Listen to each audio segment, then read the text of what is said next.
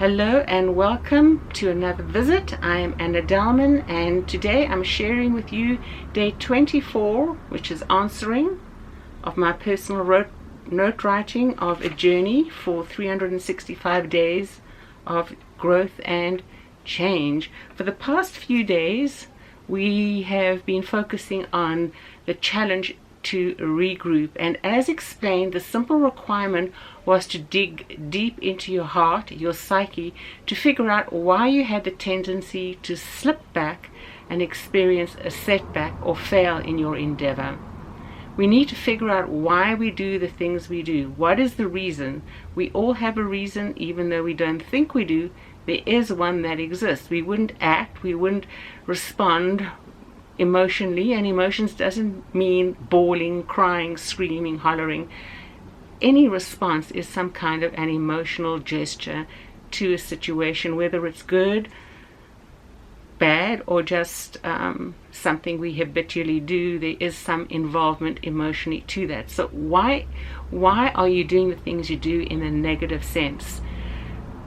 When we are figuring out the reasons for it, it does come with a caution and a call to be prepared with a plan of action to see you through to overcoming your struggle. Digging open the discontent will leave a raw wound or a space to be exposed to the unbridled you and your way of dealing with the area of struggle you're trying to resolve and move away from. You need to be vigilant, you need to be cautious, and you need to plan.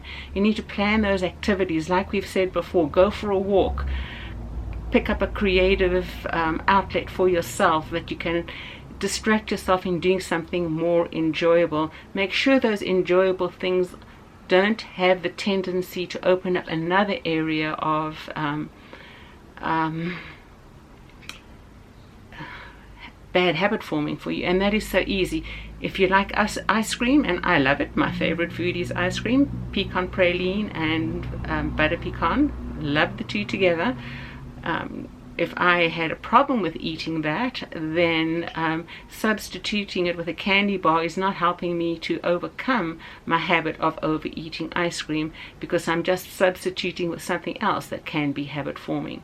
So we can't begin to address or figure out a way to respond to the who, what, and where without digging for those answers.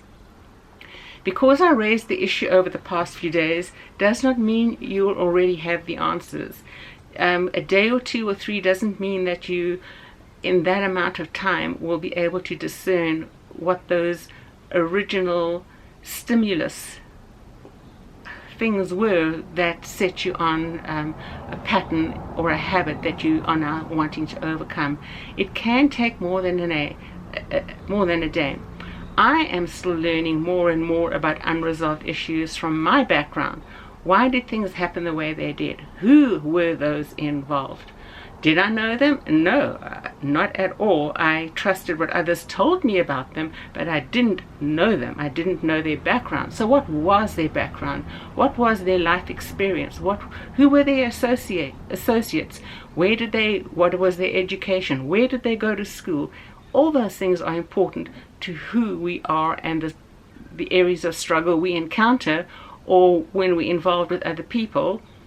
Those things about their lives influences us positively or negatively. So in needing to understand, a fair assessment is needed of all involved in any predicament. I'm using an example of relationships here.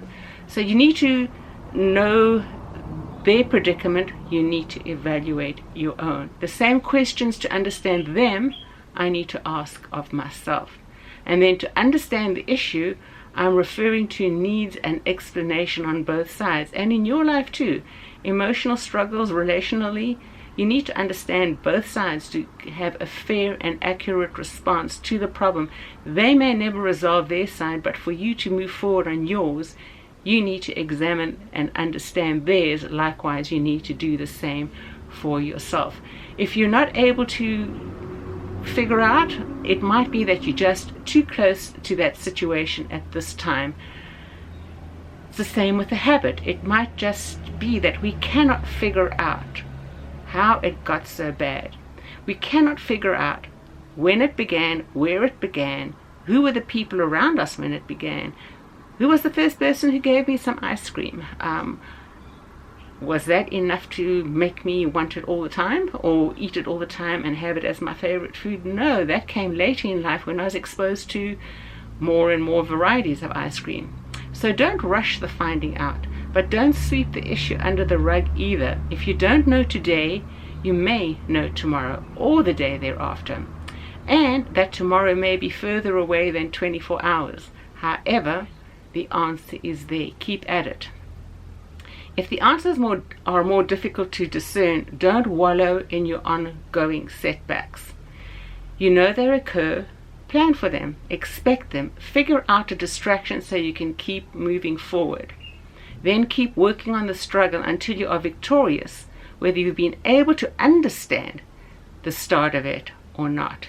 Never give in to the area you're struggling with because you can't figure out the origin.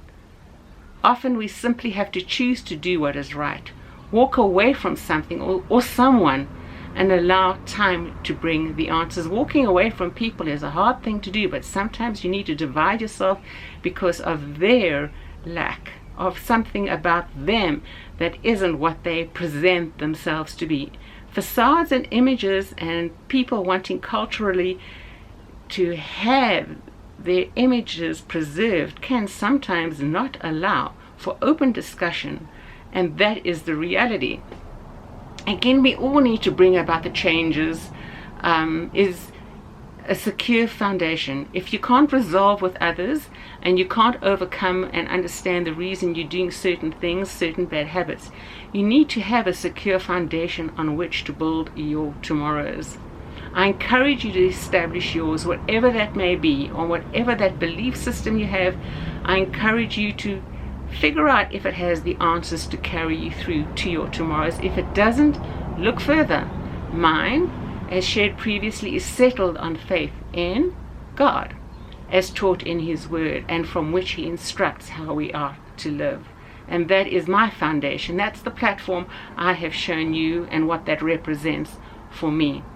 To firm your foundation and not be swayed from your renewing goal, read that philosophical source that you are holding tight to. I hope you take a look at mine, ponder it, consider how to apply it to your struggle. When I say mine, I hope you pick up a Bible and start reading it and see the answers that are found in it. If you're looking for answers and you're not familiar with the Bible and you need some wisdom, start in Proverbs. That's a great book for wisdom. Yesterday I shared, and I will read that to you. I did what my heart knew was right because my heart was focused on what God told me was right in the Bible. If your heart is not settled on a belief system and knows what it believes in, it will follow to be in line with your emotions. It will be swayed. It can't choose different from what it wants. It knows nothing different. And that is so true. I don't recall where I first read that, or if I read that.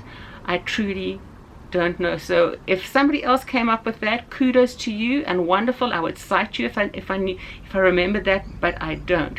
However, that explanation is my reasoned understanding of what is true. Therefore, it is part of my heart sentiment to encourage myself and those it is to serve as an encouragement to them and an understanding of why they do what they do. Emotions are established in us from our moral and ethical compass. Mine originates in and from my foundation. Morality and ethics are often a cultural thing. When this culture and tradition is how you respond to life, I highly recommend you dig into the Word of God to expose your wrong thinking and root out the emotional hearing core of your hermeneutic to understand the Word of God and then using it as your moral and ethical judgment. There's nothing more immoral and unethical as that. Change is possible. Establish your foundation, then together we can all grow. Thank you for joining me, and tomorrow will be day 25 of our growth. I hope you'll be back to join me in moving forward, moving ahead to greater and better tomorrows. Thank you for joining me, and I'll see you tomorrow. God bless and goodbye.